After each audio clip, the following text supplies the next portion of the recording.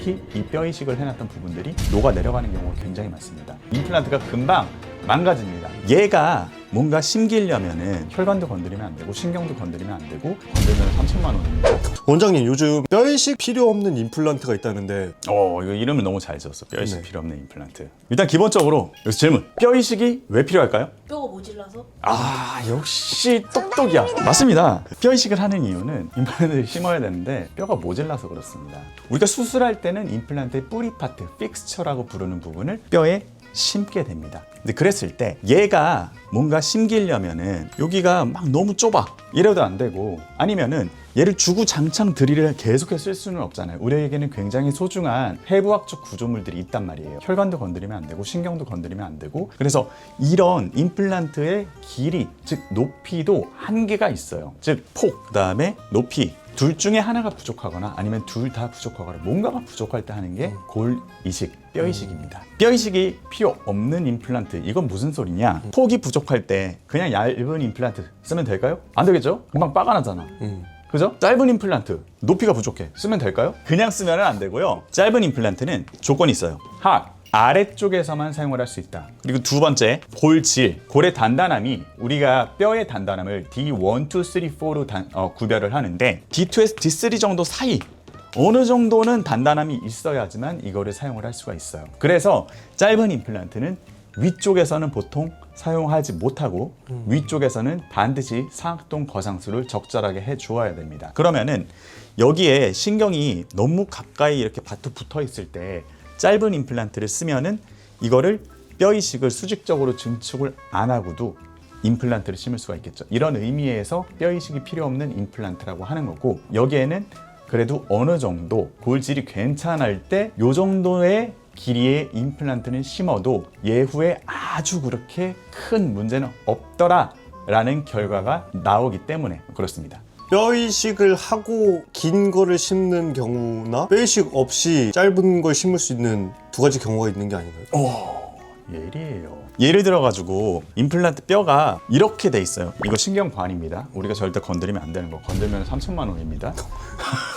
임플란트 우리가 6mm 이거 심으려고 해요. 갖다 심으려고 하는데 여기에 삐죽 튀어나오잖아요. 튀어나오니까 안 되겠어. 짧은 임플란트 안 튀어나오게 여기다가 심어야겠어. 이런 거는 안 돼요. 벽이, 이거는 완전히 무너진 게 아니고 한쪽 면만 무너진 거기 때문에 우리가 어느 정도 자신감을 가지고 예지성이 있다는 표현을 하는데, 즉 예측 가능성이 높다는 거예요. 결과도 좋을 가능성이 높다는 거고, 예지성이 높은 골 이식, 뼈 이식을 할 수가 있어요. 그러면은 여기에다가는 이렇게 골유도 재생술을 해주고, 정상적으로 하악의 경우에는 최소 8.5mm 정도의 임플란트는 써주는 게 훨씬 더 좋은 치료 계획이 될 수가 있어요. 반면에 이게 전체적으로 이렇게 뼈가 내려가 있는 경우에는 이런 식으로 뭔가 탑을 쌓듯이 그냥 뼈를 없는 자리에서 그냥 만든다? 이거는 정말 쉽지가 않습니다. 특히나 어금니 같은 경우에는 힘을 정말 많이 받는 경우에는 한 2, 3년은 괜찮을 수도 있는데 점점 특히 이 뼈 이식을 해놨던 부분들이 녹아 내려가는 경우가 굉장히 많습니다. 앞니는 괜찮을 수도 있어요. 앞니는. 그래서 이 경우에는 이렇게 수직적 증축을 하는 게 예지성이 없다. 그리고 이거 하려면은 어쨌든 간에 잇몸으로 덮어줘야 될 거 아니에요. 잇몸을 덮으려면은 당겨야 돼요. 이쪽으로. 땡기면은 안 좋다. 땡기면 안 좋아. 아주 불편해지고 음식물 잘 끼고 임플란트가 금방 망가집니다. 잇몸적인 문제, 뼈를 만들 수 없는 문제, 이런 것들 때문에 이런 경우에는 오히려 무리하지 말고 적정선 안에서 짧은 임플란트를 잘 심어가지고 잘 관리를 해가는 게 더 현실적인 치료 계획과 치료 방법이 될 수가 있다라는 게 짧은 임플란트, 뼈 이식이 필요 없는 임플란트의 개념이라고 보시면 되겠습니다. 긴 거 썼을 때랑 짧은 거 썼을 때랑 오래 쓸 수 있는 기간, 이런 거에서 많이 차이가 날까요? 임플란트는 길면 길다고 해서 좋은 거는 아니에요. 이거는 팩트입니다. 하지만 짧다고 해서 무조건 탈이 나는 것도 아니에요. 짧은 거를 적정한 골질을 가진 곳에 잘 계획을 해가지고 퍼펙트하게 심어가지고 환자가 조심스럽게 잘 쓰면은 수명이 아주 그렇게 짧지는 않습니다. 이것도 팩트예요. 하지만 이상적인 길이는 정해져 있고 어쩔 수 없는 경우에 선택을 하는 게 숏 임플란트라는 거기 때문에 마법의 도구도 아니고 만능도 아닙니다. 잘 쓰면 굉장히 좋은 도구이고 그런 의미에서는 괜찮다. 이런 옵션이 있는 것 자체가. 원장님, 그러면 이거 치과 가면 거의 모든 치과가 다 숏 임플란트도 수술을 하는 건가요? 안 가지고 있는 것도 있죠. 왜냐면은 임플란트에 대해서 이제 연구 결과라든지 아니면 경험적으로 쌓이지 않은 분들은 불안해서 못 쓰거든요.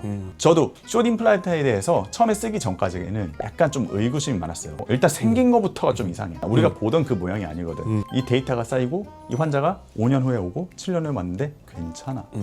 크게 차이가 없어.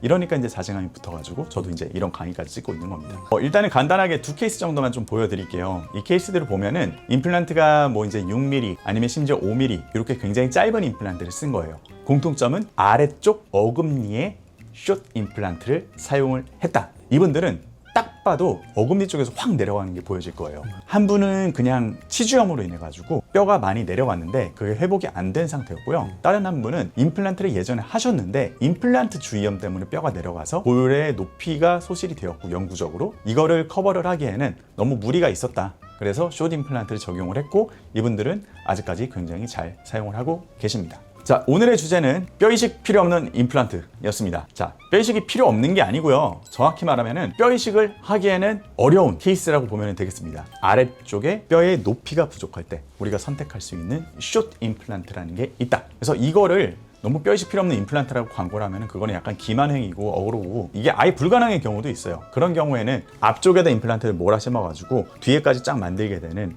뭐 그런 임플란트라든지 아니면은 앞쪽에다 임플란트를 심어가지고 틀니를 끼우는 하이브리드 틀니라든지 이런 방법으로 가야 되겠지만 꼭 그런 방법만이 있는 건 아니고 숏 임플란트도 우리가 적극적으로 치료 계획에 집어넣을 필요는 있다라고 정리를 해볼 수가 있겠습니다.